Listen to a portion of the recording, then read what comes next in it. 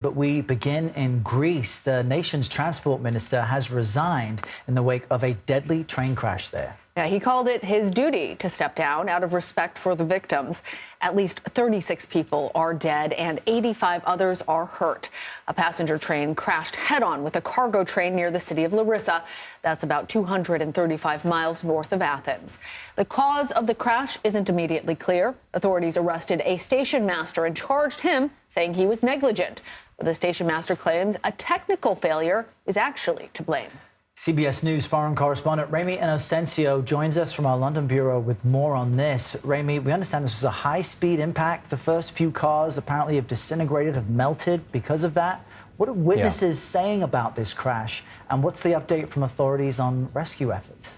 Right, Errol. Well, from what some survivors at least have said, they suggest that the passenger train's brakes were actually only applied right before impact. Others then described windows shattering, people screaming, and then a fire erupting. One 28-year-old passenger basically described being roasted inside one of his carriages there because it was turning over and over, and he said that they were all being burned right and left. Now, that's from the survivors, but then the rescue and the recovery teams, they've been describing what happened to the people who didn't make it, right? And I think the most jarring statement came from the regional governor, who said that carriage 1 and 2 basically, quote, don't exist anymore. Now, one man said, we'll be lucky to have a body to even bury.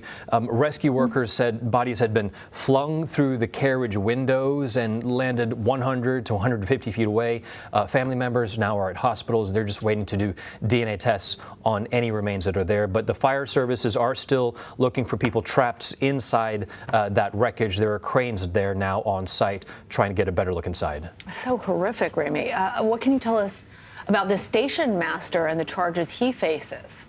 Sure. Well, earlier this afternoon, Greek police did arrest that station manager. He's a 59-year-old man in the city of Larissa. That's the regional capital of Thessaly, which is about 20 miles south of where the collision happened. Now, authorities didn't give any reason for this, but Greek media have at least been reporting that the manager had directed the freight train, which was headed south, onto the same track that passenger train was on, which was headed north. One police official said he is facing charges of misdemeanor for causing bodily harm and mass deaths because of his negligence. But the manager said he didn't do anything wrong and says the accident may have been caused because of a technical malfunction. It's so disturbing considering, lives have been lost, and this makes anyone else taking the train nervous. I understand there may be a political implication from what's happening here. What kind of safety records does either the freight company or the passenger company or Greece in general have when it comes to this? Right. Well, elections are coming up later this spring, so it's not sure what's going to happen in terms of any political ramifications there, but not so much of a record of safety that you're asking about, really, but lack thereof. Experts have been saying that Greece actually has Europe's worst record of rail safety, and this comes despite complaints over the years that traffic control systems just haven't been functioning, that more money and more maintenance have been needed, even since before the 2008 financial crisis, and amid warnings of even more accidents to come.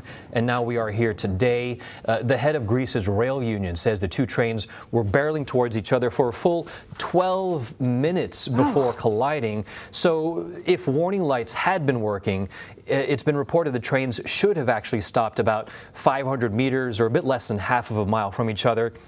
But as you say, Greece's transport minister did say that he was resigning. This is in respect to the victims, but people will still try to figure out what exactly went wrong. But with all the issues that have been happening over the decades, I think a lot of people are also wondering if anything is going to change after this. Yeah, just unnerving to know that this seems like a completely preventable disaster. Ramy Inocencio, we appreciate the update. Thanks, Ramy. Of course.